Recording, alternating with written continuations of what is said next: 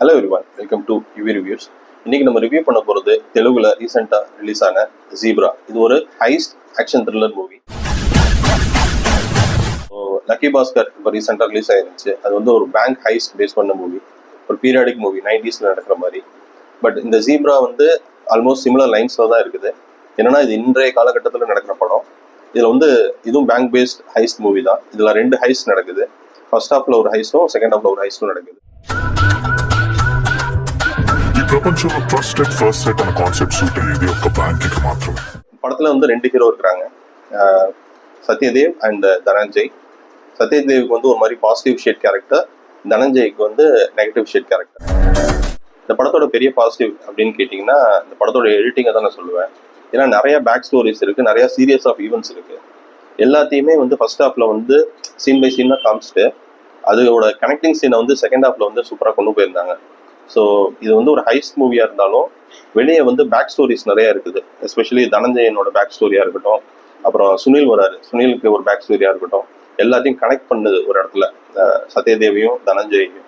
So இது எல்லாத்தையுமே ரொம்ப சூப்பராக கொண்டு போயிருந்தாங்க. ஸோ எடிட்டருக்கு வந்து பாராட்டுக்கள்.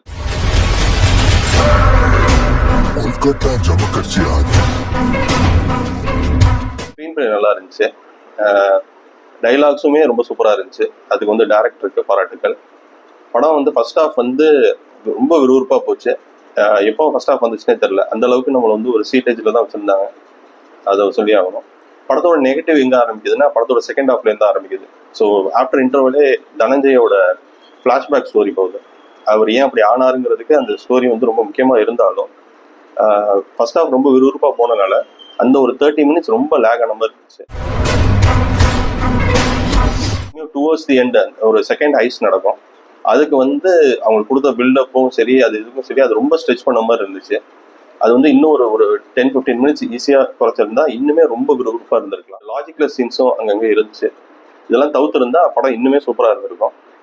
ஸோ ஓவராலாக இந்த படம் எப்படி இருக்குது அப்படின்னு கேட்டிங்கன்னா, நீங்கள் ஒரு ஹைஸ் மூவி லவர், ஒரு ஃபைனான்ஷியல் கிரைம் ரிலேட்டட் மூவியை வந்து நீங்கள் பார்க்கணுன்னு விருப்பப்பட்டீங்கன்னா இதை நீங்கள் கண்டிப்பாக ட்ரை பண்ணலாம்.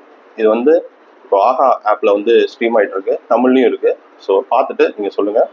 இந்த படத்துக்கு நம்ம கொடுக்குற ரேட்டிங் 3.5 out of 5. சீக்கிரமே இன்னொரு மூவியில் நம்ம சந்திப்போம். Until then, it's bye from UV. Bye.